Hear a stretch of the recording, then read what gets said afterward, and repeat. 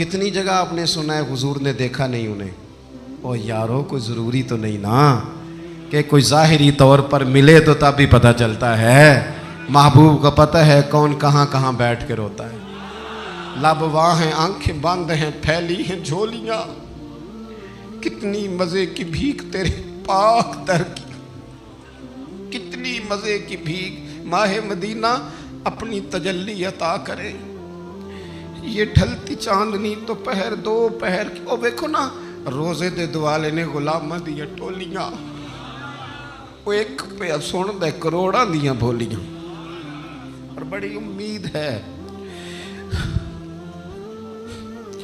बड़ी उम्मीद है सरकार कदमों में बुलाएंगे। करम की जब नज़र होगी मदीने हम भी जाएंगे। और अगर जाना मदीने में हुआ हम गम के मारों का, तो मकीने गुंबदे खजरा को हाले दिल सुनाएंगे। एक दफ़ा हुजूर ने फरमाया, उमर,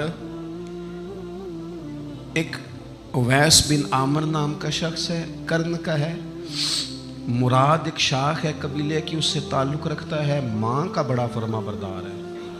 ये देखिए हुजूर ग़ुलामों की निशानियाँ बता रहे हैं, ग़ुलामों की। बेखबर हो जो ग़ुलामों से, वो आका क्या है।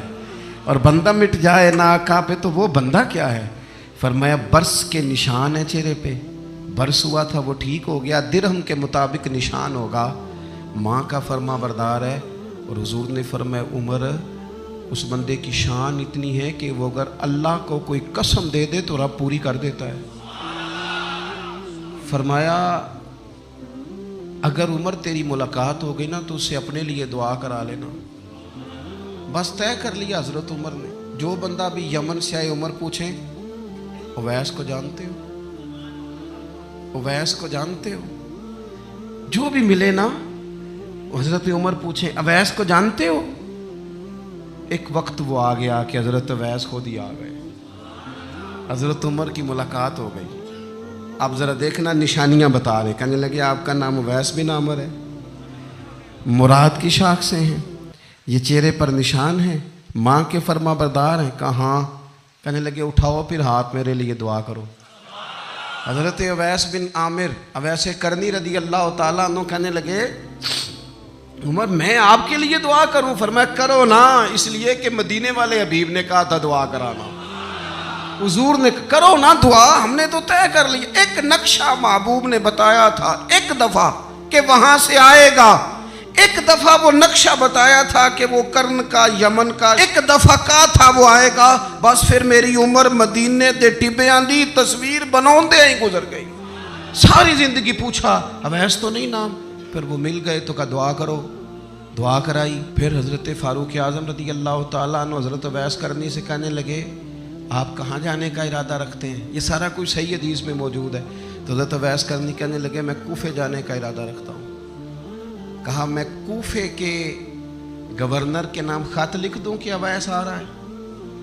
तो हजरत वैसे करनी कहने लगे ना ना ना ना ना, हमें प्रोटोकॉल नहीं चाहिए, मैं ना सादा रहना पसंद करता हूँ। असी किसे देखो जो नहीं जो लगते, ना कोई साडा दर्दी, बस कोने में पीछे।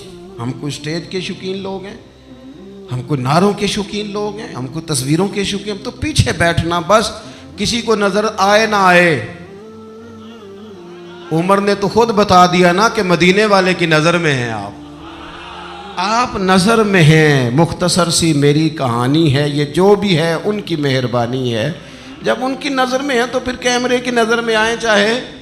हज़रत अवैस कहने लगे ज़रूरत कोई नहीं, मैं पीछे रहना पसंद करता हूँ। तो हज़रत उमर ने कूफे भेज दिया।